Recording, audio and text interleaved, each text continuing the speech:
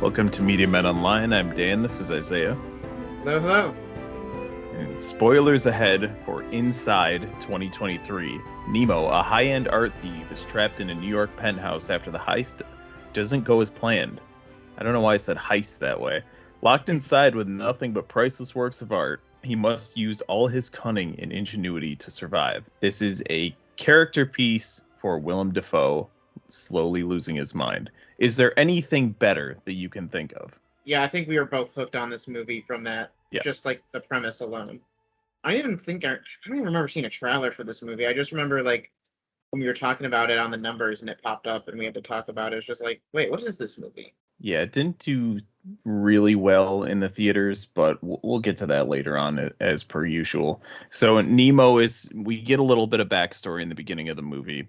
Basically, his life as a kid as he's breaking into this house and something goes wrong. There's this really strange security system. Something goes wrong and he's locked in. And this place is like a fortress. The entire thing is just steel. It's bulletproof glass, unbreakable glass. He tries all sorts of things to get out, but he's in here for what would you say the time frame is that he is locked in this penthouse? It feels like weeks. At least, right? I think the cool thing about the movie is that just like with him, just time just travels or just passes so differently. You're just cooped up with no idea what to do. All sense of time just kind of goes by. Was it days? Was it weeks? Was it months? Who Yeah. knows? So they're in New York City, right? And there Mhm. were fireworks at one point. So that have been 4th of July? Later on in the movie, there's snow, and New York City doesn't get as much snow as we do. So had to be at least maybe January, December, because Yeah, up on top of the roof where the pigeon was a bunch of snow. So yeah. The only thing that I can see, weeks go by, and then even more weeks go by. So it's got to be at least a couple months. maybe that was a Labor Day fireworks celebration. We'll go with that, hopefully for his sake. So, a little tidbit about this movie is it made its debut at the 2023 Berlin International Film Festival on February 20th, 2023. Released in theaters March 17th, so just a couple of weeks after its debut. Everything in this movie initially seems relatively innocent, except there's one common thread.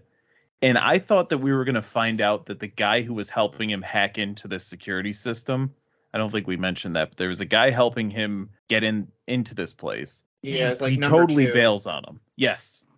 I thought the whole thing with the thermostat was going to be that guy like torturing him. Oh, really? I Yeah. I thought he was just out of the movie for good, and what I liked about it is just it really is just Willem Dafoe. You mentioned very briefly at the beginning of the movie, he talks about his childhood, and I loved his opening lines where he's like, a teacher asked me to choose three things to save from a fire, and I think he chooses like a cat, an album, and his like sketchbook, and he's like chastised. It's like, what, you wouldn't save your mom, your dad, or your sister? And he's like, yeah, looking back at it, my cat died. I lent my album to somebody, never saw it again. But I still have that sketchbook.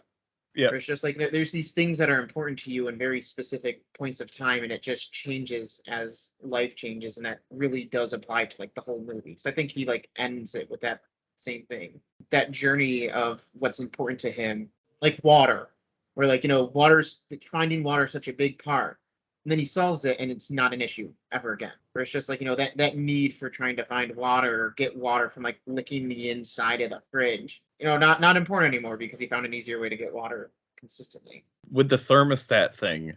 Oh yeah. So it would go up to like 100 degrees, maybe a little over 104 or Yeah. whatever. And then it would shift down like almost to freezing levels. And I was trying to think of what would be worse.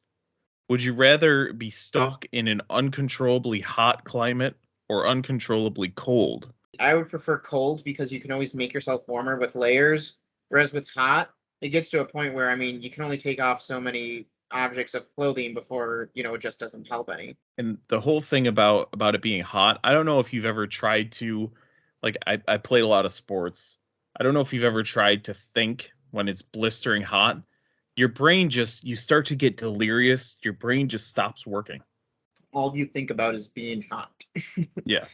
And at least if it's cold, it will inspire you to keep moving, keep, trying to find other ways out. I just like this slow descent into madness. And someone even said like, "Oh, this is like the Green Goblin origin story." Yeah.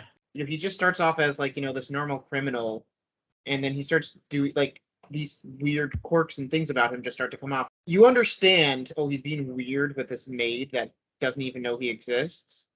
But it's like, can you really blame the guy who's been cooped up for months? I thought of a good comparison for this movie. I thought was to Castaway, where it's like that Yeah. you could see that woman as his Wilson thing that can't talk back. Just for context, if you haven't seen the movie, there's a maid who's on the outside of the door who can't hear him. Every time she's up on the floor, vacuuming the rug and things, she's got headphones in, and the doors are as thick as like Dracula's castle doors. Like he's Yeah. not getting through those at all. So he has this kind of weird relationship to this girl that doesn't know he exists. By the way, for as long as he's in that place, who owns this apartment and never comes home? So the end of the movie, spoilers again, sees Willem Dafoe killing himself because he gives up. Now I thought that maybe at the end they would eventually show someone come in and find him. No, it's never anything else but Willem Dafoe, and I appreciate that greatly. I like that because it was more about like the thematic ending and the journey that he went on, and the whole idea of losing things and figuring out what really matters to you may change. I highly recommend you go and watch this. Let's do some numbers. Not looking too good. So this movie did not release internationally.